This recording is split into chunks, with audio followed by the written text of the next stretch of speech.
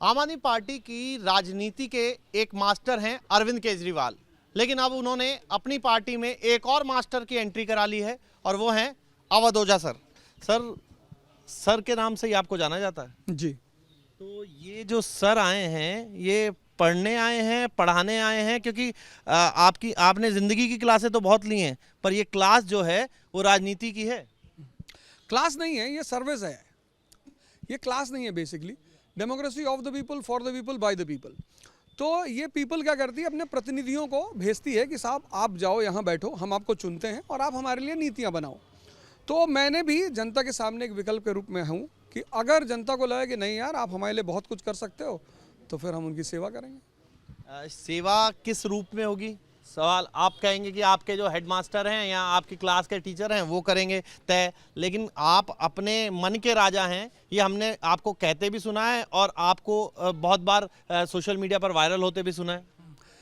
जब आप टीम का हिस्सा होते हैं तो उसमें एक कैप्टन होता है।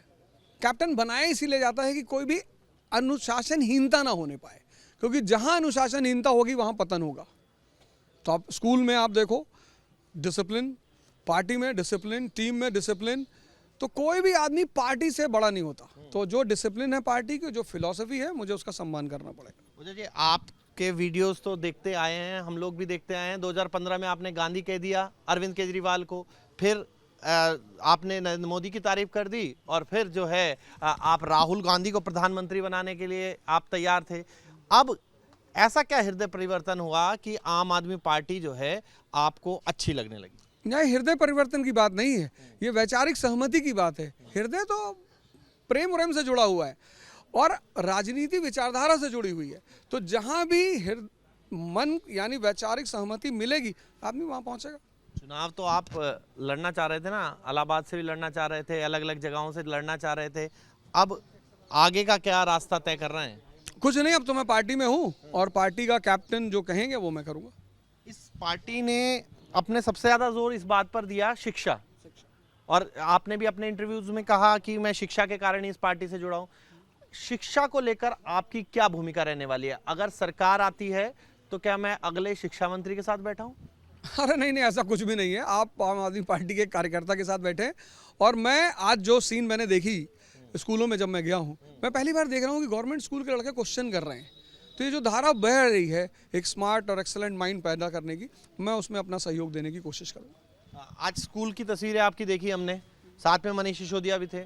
मनीष सिसोदिया एजुकेशन को, हम लोग जब भी उनसे बात करते हैं वो यही कहते हैं कि अगर एजुकेशन और पॉलिटिक्स में से चुनना पड़े तो एजुकेशन को चुन लूँगा। आपने पॉलिटिक्स भी चुन ली है? नहीं, मैंने भी कल यही स्टेटमेंट दिया था। आपने शायद कल मेरा पूरा स्टेटमेंट नहीं सुना होगा। मैंने भी यही कहा था कि अगर आज भी मुझे एजुकेशन और पॉलिटिक्स में चुनना हो तो मैं एजुकेशन ही चुनूं, क्योंकि मेरा वजूद एजुकेशन ने खड़ा किया है। जिस दिन आप अपनी रूट को छोड़ देते हो, जैसे आज बहुत सारे लड़कों ने हमसे कहा सर अब नहीं पढ़ाएंगे, अरे मैंने कहा अब तो ज़्यादा पढ़ाएंगे। तो मैंने अपनी क्लास सेट की है 4 AM to 6 AM। तो अगर मुझे जिससे आपका वजूद पैदा होता है वो आप कभी नहीं छोड़ सकते। गुरुजी की क्लासें सुबह सुबह लगने वाली हैं आप, मतलब इसका है? कई बार हुई है। हाँ, कई बार तो मैंने जैसे रास्ते में चल रहे हैं वहाँ से क्लास ले ली, साइकिल यात्रा की थी वहाँ से क्लास ले ली, तो वो कोई इशू नहीं। पर ओझा जी, दिल्ली की राजनीति में अभी सब चीज़ें चली रही हैं, आरोप प्रत्यारोप भी चल रहे हैं, सब चीज़ें चल रही हैं, लेकिन उन चीज़ों के लिए आप कितने तैयार हैं? क्योंकि जब आप आ गए हैं, पार्टी के साथ जुड़ गए हैं, तो वो आरोपों का जवाब तो आपको भी देना पड़ेगा, अरविंद केजरीवाल से संबंधित हो, मनीष सिसोदिया से संबंधित हो। एकदम, जब कोई सवाल करेगा तो जवाब देंगे। तैयार हैं पूरे? एकदम तैयार है। और बच्चों की क्लास टाइमिंग बता दीजिए। एकदम चलेगी 4 AM to 6 AM। अच्छा, हाँ, पिछले दिसंबर में भी चल रही थी।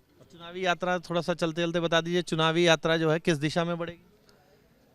अगर यात्रा करनी पड़ेगी, पदयात्रा करनी पड़ेगी, सभाएं लेनी पड़ेंगी, तो उसके लिए मैं तैयार हूं। मैंने अपना एक ब्लूप्रिंट बना रखा है। और मुख्यमंत्री ने कह दिया कि भाई अवध जी अब तो बारी है, चुनाव मैदान में उतरो, जनसेवक बनो, लोगों से वोट मांगो।